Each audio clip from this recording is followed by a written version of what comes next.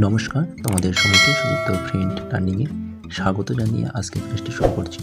আজকের ক্লাসে তোমাদের সঙ্গে আলোচনা করব তোমরা যারা পঞ্চম শ্রেণীর ফার্স্ট ইউনিট টেস্ট পরীক্ষা দেবে তোমাদের জন্য এই ভিডিওটিতে আমি আলোচনা করতে চলেছি পঞ্চম শ্রেণীর গণিত বিষয়ের প্রশ্নপত্র নিয়ে।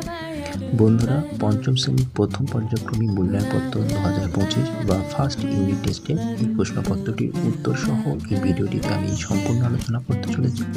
তাই তোমরা অবশ্যই ভিডিওটি শেষ পর্যন্ত দেখো এবং যারা এখনো পর্যন্ত আমার চ্যানেলটিকে সাবস্ক্রাইব করেন তারা অবশ্যই চ্যানেলটিকে সাবস্ক্রাইব করুন। চলো দেরি না করে মূল বিষয়ে প্রবেশ করা যাক। দেখো প্রথমে কি রয়েছে।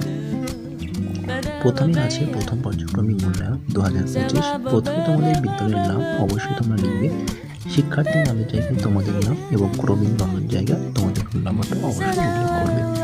পূর্ণমান রয়েছে 20, সময় 40 মিনিট রয়েছে। চলো প্রথমে তোমরা প্রশ্নপত্রটা ভালোভাবে দেখে নাও।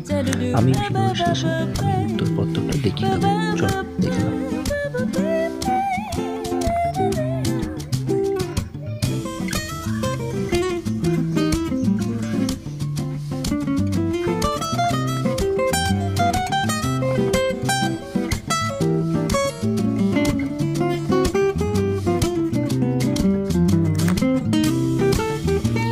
শূন্যস্থান পূরণ করো। ক 8,0,3,6 দ্বারা গঠিত ক্ষুদ্রতম সংখ্যাটি হলো ড্যাশ।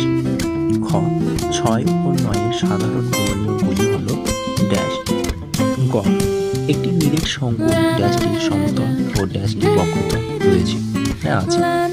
ঘ মৌলিক সংখ্যার উৎপাদক সংখ্যা ড্যাশ ও 1 ঘন্টা 20 মিনিট হয় ড্যাশ সেকেন্ড। চ 5 অঙ্কের ক্ষুদ্রতম ও 4 অঙ্কের সংখ্যার অন্তর।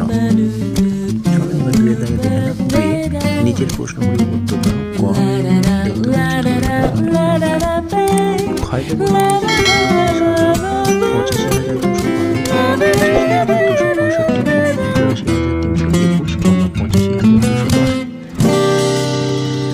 গ 3,457কে স্থানীয় মানে বিস্তার করে লেখো।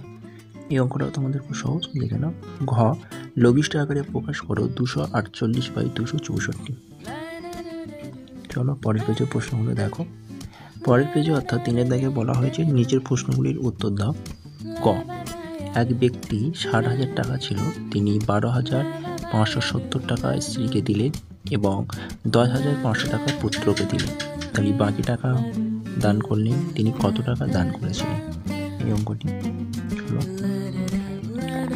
খ মিহির বাড়ি থেকে স্টেশনে যাওয়ার সময় 7/8 অংশ বাসে ও 1/2 অংশ সাইকেলে গেলে এবং বাকি অংশ হেঁটে গেল। মিহির বাকি কত অংশ হেঁটে গেল?